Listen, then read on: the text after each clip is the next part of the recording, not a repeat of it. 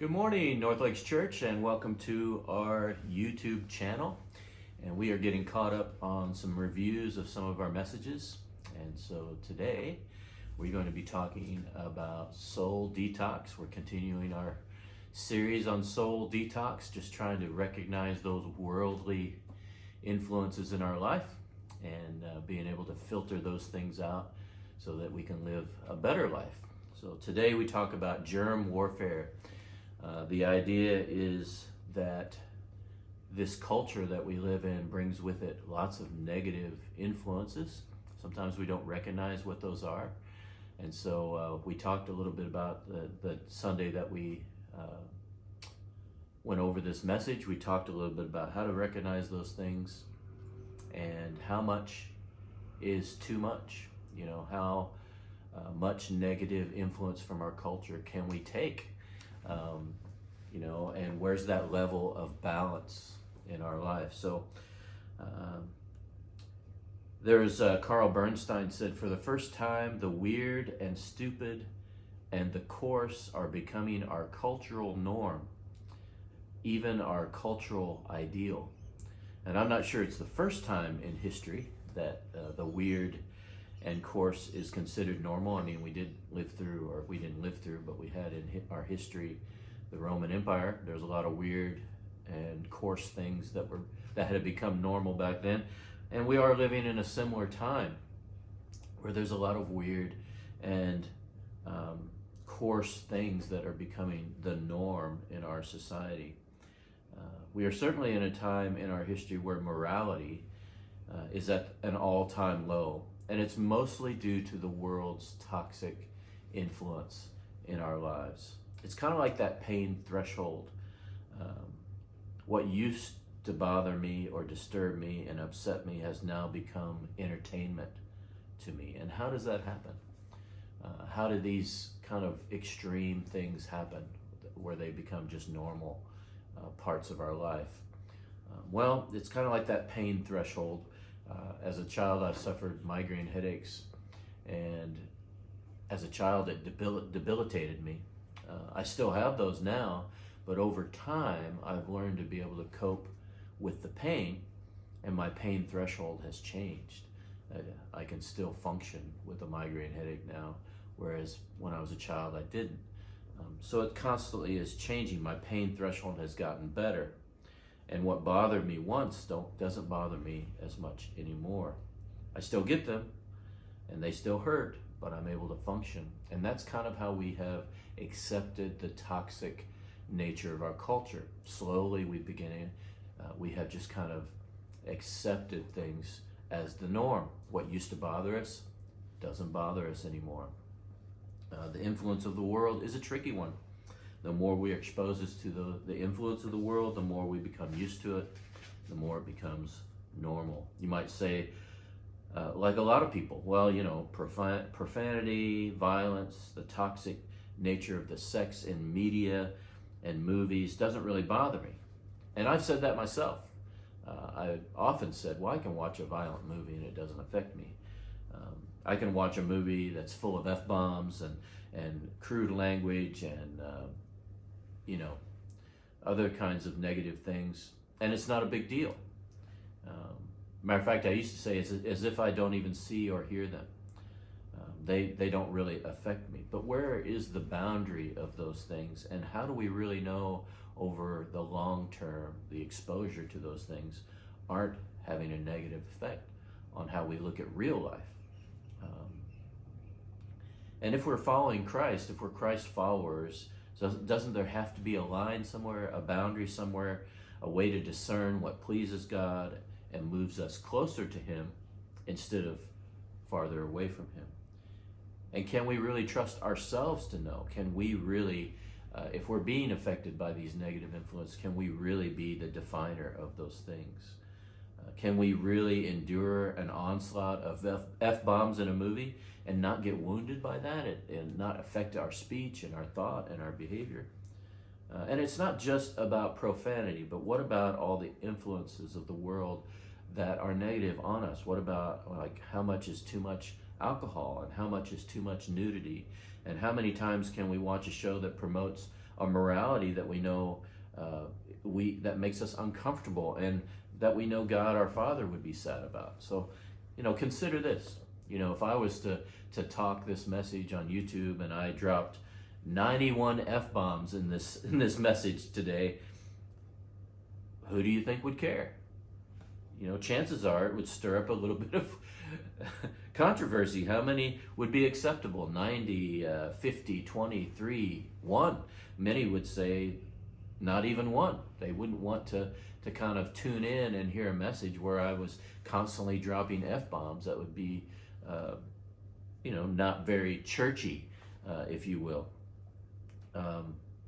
But on the other hand, most of us spend our hard-earned money being entertained by media that has the same or even worse. So we're out of balance. What we would accept in some settings, we don't accept in other settings. And I know context makes a difference. We don't expect to go to church or some sort of hear a message from the church, and we don't expect to hear or see those kinds of things. But why does it make a difference? Our lives are, as Christ followers, our lives are to be, the same wherever we go in our culture. God asks us to be a part of, God asks to be a part of every area of our lives, and not just leave him out of some compartments of our lives. When we say we love God, we say, I will serve and love you, God, all the time, not just on Sundays, and not just those times when it's convenient. It's tempting to think that what we watch or see or listen doesn't affect us, but it does. They do make a difference. I remember a time in my life when I was watching a show called Dexter. It's an old show, very well made, and I was very intrigued by the subject matter, and I watched it and I was hooked.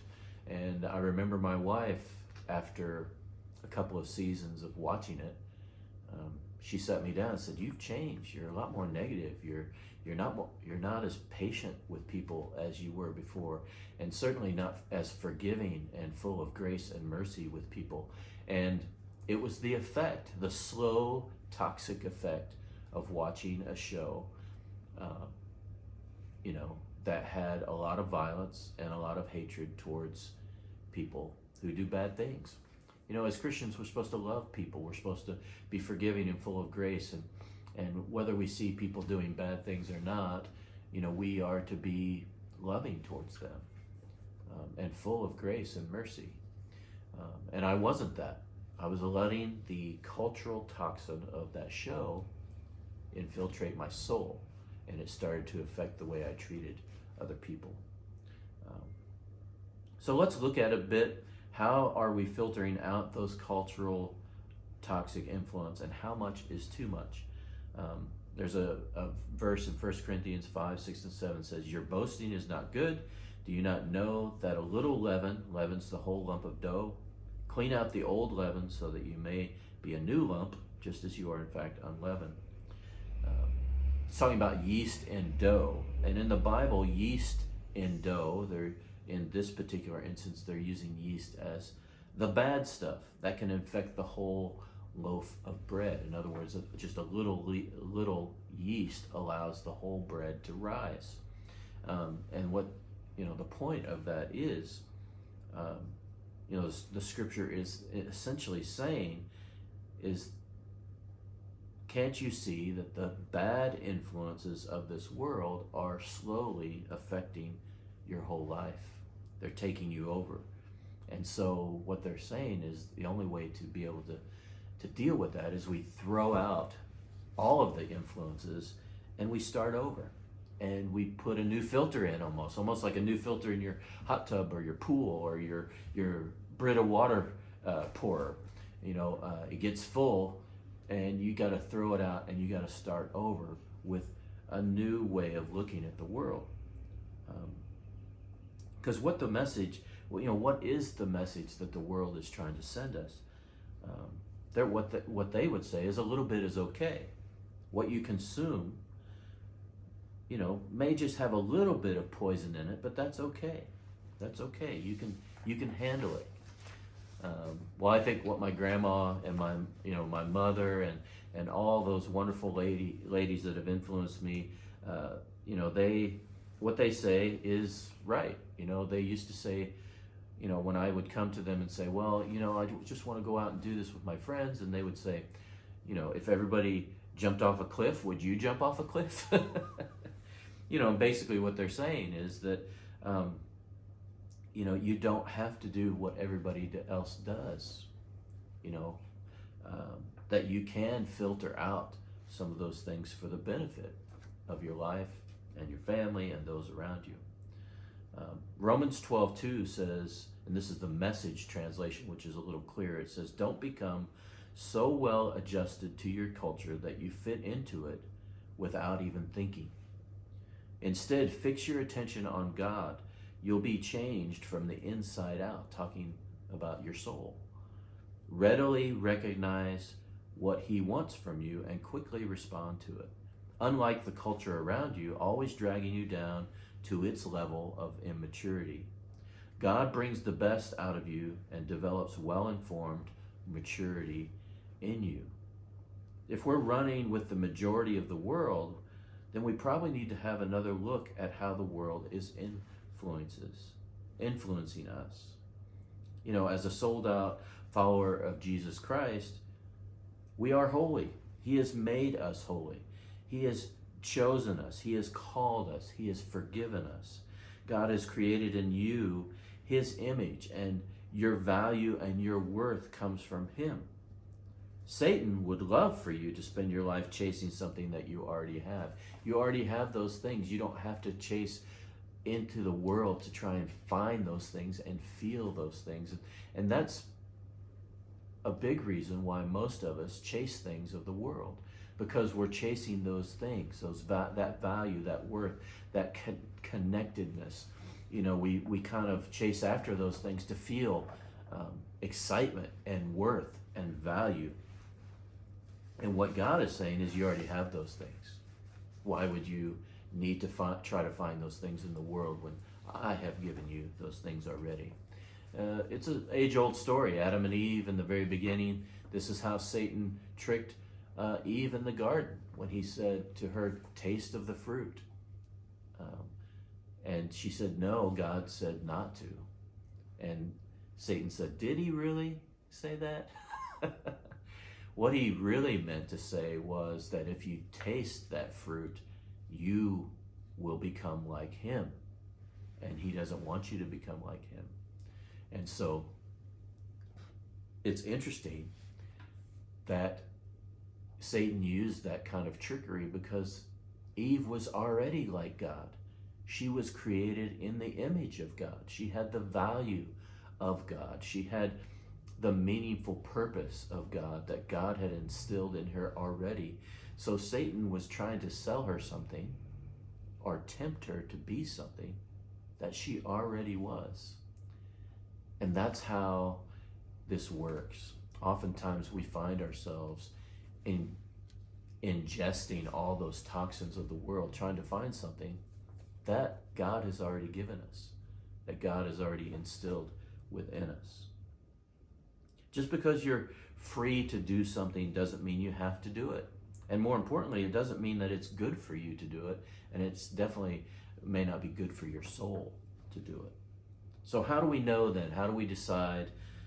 How do we figure out that balance in our life? How does this filter work to filter out those cultural toxins? In Timothy, it says that it is possible for our conscience to become seared. It means that we can't always trust our choices because the worldly influences that we have experienced have made us seem like those things are commonplace for us, and we don't recognize them anymore because our consciences have been seared. Some say, if it makes you happy, do it. Or we again say that the influences of the world don't bother me. I can take it just because it makes you happy. It doesn't bother me. It doesn't bother me to experience some of those worldly influence. But it doesn't mean that those influences aren't slowly affecting or hurting you.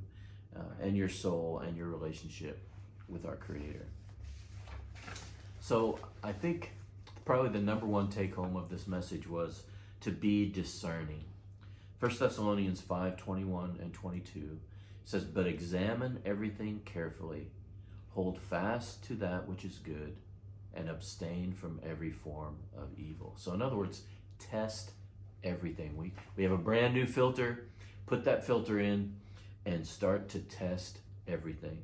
If you find good, God-honoring content, then hold on to it. But if there's a little bit of poop, there's a little bit of dirt, if there's a little bit of something that's toxic and hurtful to your soul, avoid it.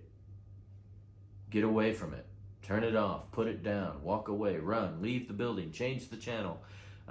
With everything, you might ask yourself these three questions. Am I being entertained by sin? Is it pleasing to God? And does it lure me away from Christ, my family, and those who I love? If it's doing those things, then we probably shouldn't have anything to do with it. So the conclusion is we need to be discerning. We need to adjust our focus and our filter. If you don't think anything is wrong with our world and the cultural influences that invade our daily life, then chances are you might be looking at it through some sort of distorted lens. Because this isn't something that's affecting just Christian people who want to follow God. These influences, the toxicity of our cultural influences are affecting all of us in the negative. Certainly not everything in the world is toxic, but these toxic influences that come to us, they're affecting all of us. They're affecting all of our relationships, our marriages, our parent-child relationships, all of those dynamics that we wish and want to keep solid in our lives, they're being affected by the world. And it's very, very hard. Perhaps we just need to adjust a little bit this week. And so I ask that you might reflect on 1 Thessalonians 5:21 and 22. Examine everything carefully, hold fast to what is good, abstain from every other evil thing. So that's your take home this week, is be discerning. Adjust your filter. Restart, throw that old filter away and have a restart. And as always, we would love to walk this journey with you. If you're having trouble, you want to discuss this topic further, we're always here for you to have a chat. We'd love to have a coffee or a walk and just be able to walk this with you a little bit and help you in this journey as you come to know God a little bit better. We invite you to come join us at North Lakes Church. We're at North Lakes subdivision in the Cameron Park Community Center. We have coffee from 9 to 10.